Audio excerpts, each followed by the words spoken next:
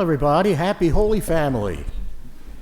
We all pray to be a holy family like Jesus and Mary and Joseph. But what exactly does that mean?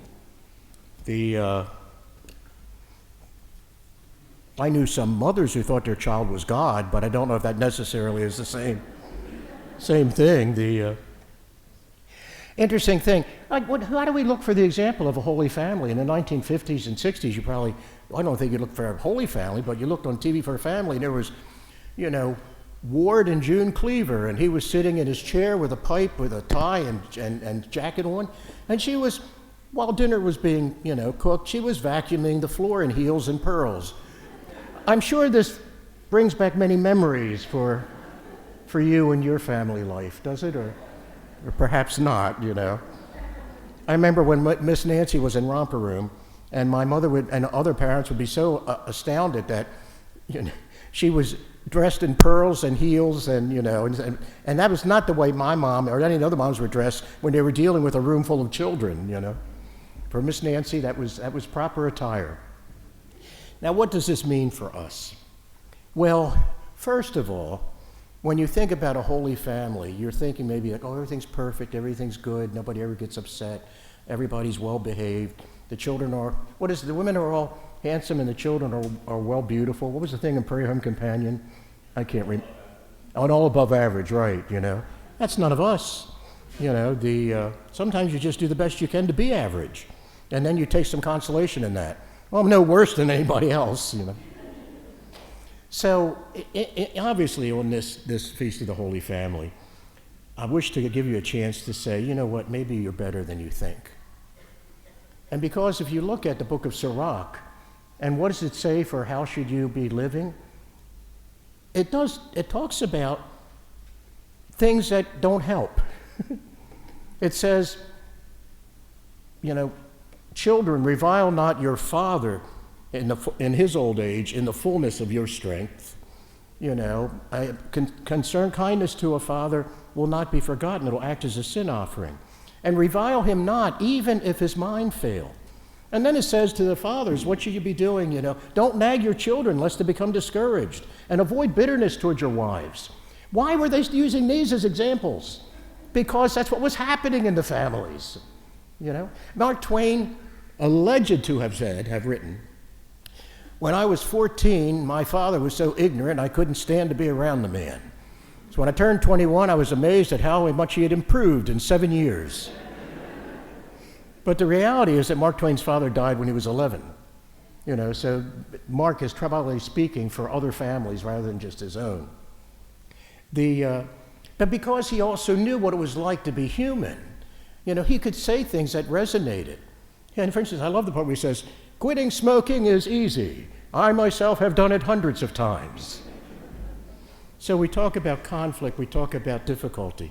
In the beautiful reading, from the second reading of St. Paul, it talks about bear with one another, forgive one another. If one has a grievance against another, again, here they're picking out things that are happening. Well, the Lord's forgiven you, you do the same thing. Let the word of Christ dwell in you. In all wisdom, teach and admonish one another. Teach and help each other. And with gratitude in your hearts to God, give thanks to God, to the Father through him. Now, chapter 4, Pope Francis's apostolic exhortation, Gaudete exultate, rejoice and exult, presents further connections to the spirituality of St. Francis de Sales and St. Jane de Chantal. And the Pope lists 5 great expressions of love for God and neighbor. So what are the things we might do to help to become a holy family? He says 5 things. One, he says perseverance, patience, gentleness. And then he says joy and a sense of humor. How about that? And a sense of humor. Boldness and passion, life and community, prayer. Perseverance, patience, gentleness, joy and sense of humor, boldness and passion, life and community, prayer. So perseverance, joy, passion, life and community, and prayer. He says each of these is a sign of the charity, which is the holiness that a holy family engages in. not perfection and no ill or harm, but rather an ability to absorb those things, to learn from them, and then to, not become so discouraged by a failure of perfection that the whole goodness of it is lost. St. Francis de Sales said, with regard to gentleness, he says, "There is nothing so strong as true gentleness, and nothing so gentle as true strength." There is nothing so strong as true gentleness, and nothing so gentle as true strength. I remember one time, the house is still there, we live on a curve. The curve sort of straightens out and goes up a hill, and before all the streets got electrified, I remembered that you could easily catch lightning bugs when you were little because the street lights weren't on. And if you were in the city, they only came on at a certain time, and then they were put out before morning. How many people remember the lamplighter? I'm older than anybody in this room. Well, remember my father was sitting in the living room. It was summer. My mother's sitting there watching something on the TV, maybe Mitch Miller, and all of a sudden you hear, a car start up, tires squeal, and then you hear, brakes, and then a crash.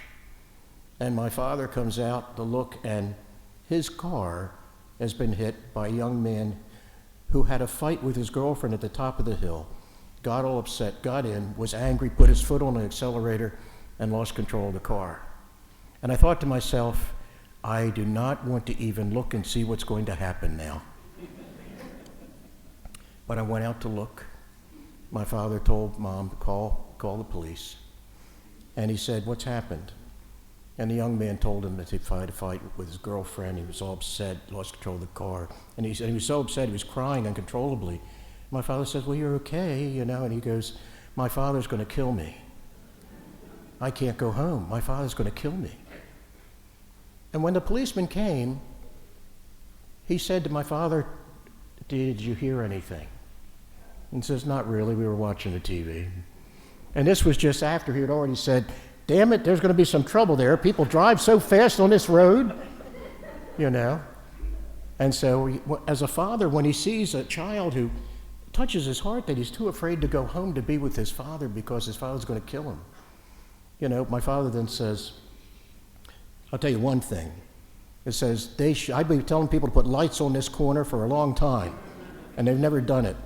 Place is an accident waiting to happen, and people couldn't, the road's too narrow and too curving, And he says, "Well, what do you want to do about the car?" He says, "I'm not pressing charges, I've got insurance."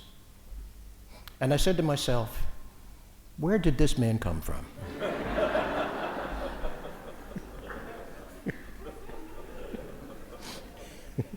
Because my father always said, "I'm correcting you for your own good, and so you know how you're supposed to be, And he'd say something like, "I'm your father, not your friend, But here was my father being a friend to a child who wasn't his own, And then I began to see, what? One size doesn't fit all.